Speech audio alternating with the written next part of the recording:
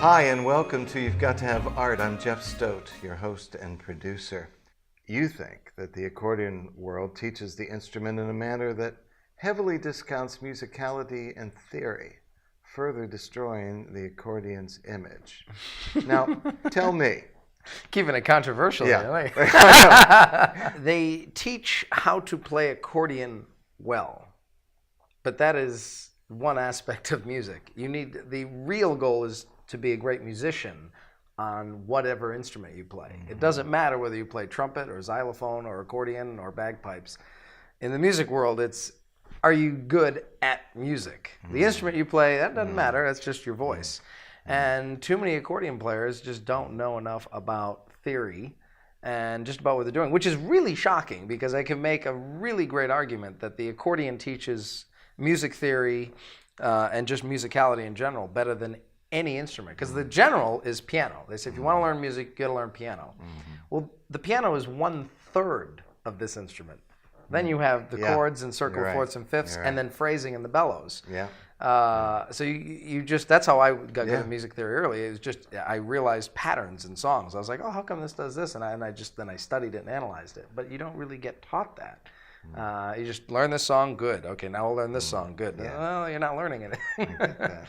Cory, you're also heavily involved and respected with the weather and motorsports worlds as well. From 2005 to 2006, you composed official list of records set by the inconceivable record-breaking 2005 Atlantic hurricane season.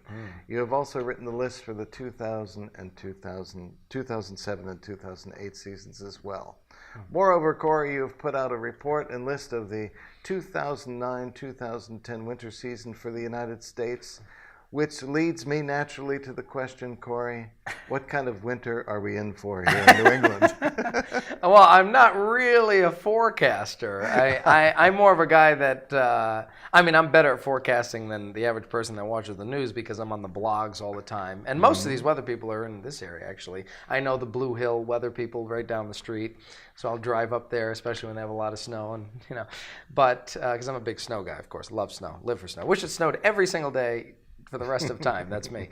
But I'm more of a guy that once an event happens, I can tell you historically what this is like. So a lot of people have seen this hurricane season, and they say, oh my God, isn't this the worst, with Irma, Maria, all these things. I'm like, it's still nowhere near 05.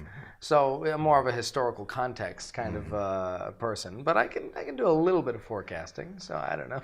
and I'm just curious, what goes into an official list of records for a hurricane? Well, it's just, there's a lot of data you got to look back on. So with, like, Irma set a couple of records for length that it was at 185 miles an hour sustained, so now you have to look back at every storm around the world and look at the data. Okay, because these are records that no one really looked at. You wouldn't think, because I just saw it for like 30 hours. I said, it's been 185 for that long. I don't know if any storm's ever done that. So then I would go back and I would research it all, and then you'd find out, okay, there is this. So I just did that with 05, but it took a whole year, hundreds and hundreds of hours to come up with that list. And when I put it out to all these meteorologist friends, because the meteorology world's like the accordion world. It's very small, and if you want to get to some big guy, you can get to him. It's not like in rock and roll. I want to get to Mick Jagger. Well, you're not going to get to him. But in the weather world, you can kind of get to them. So I sent it all, and they're like, who's this kid, this accordion guy? I just love stats. I love records. It's the only thing that combines all my hobbies is statistics, but doesn't combine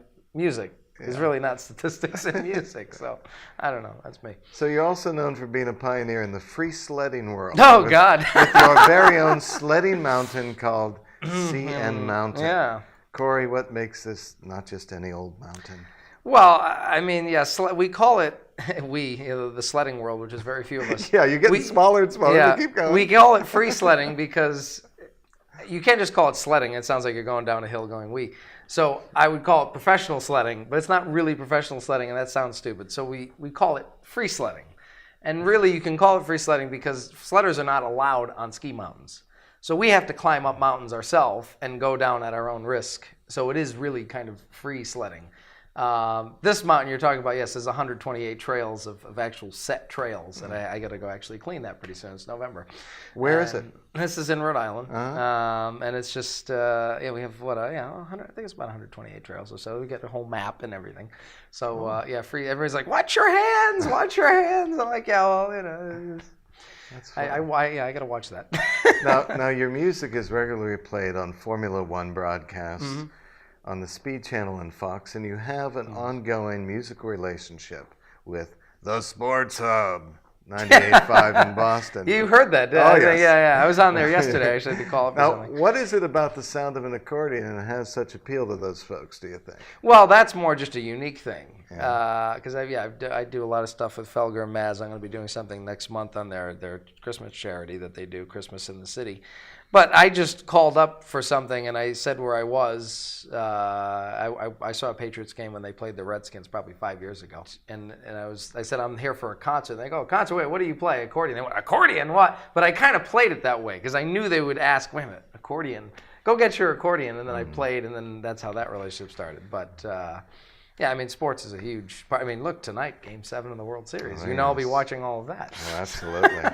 Now, you've also written the music for the Flying Lap for your friend, Formula One legend Peter Windsor. Peter Windsor, yes. And you're currently working on a Formula One book that will change the way people look upon the sport's history and its champions, which leads to the question, hopefully, what's wrong with the way people look upon its history presently? Well, I mean, in all of sports, this is not just for Formula One, but really in all of sports, the whole reason of having talk is you have stats and then you have the eye test, right? And that's really the battle that you get for sports talk is the stats say this, but the eye test says this.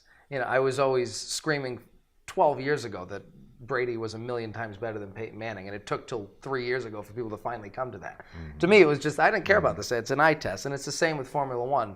The two best drivers that most people will tell you the two best drivers had 5 championships total. There are people that have 4 and 5 and 7 championships, but they're still not seen as that. Because there's a lot of things in racing with luck, engines, blah, that. So I'm trying to level the playing field in a way like Bill James did for baseball. He's like, these are the basic stats, but you got to really look at much deeper things of why you think this guy's good, but the stats don't say it. There's deeper stats into it. Why you think this guy? There's a reason you're mentally thinking he's better. There's statistical reasons. So you got to really dive into why. And in racing, it's the case because again, there's so much luck where a guy can lead the whole race and his engine blows on the last lap. He gets last place, but everybody knows he was the best driver on the day. So you got to look at things like that.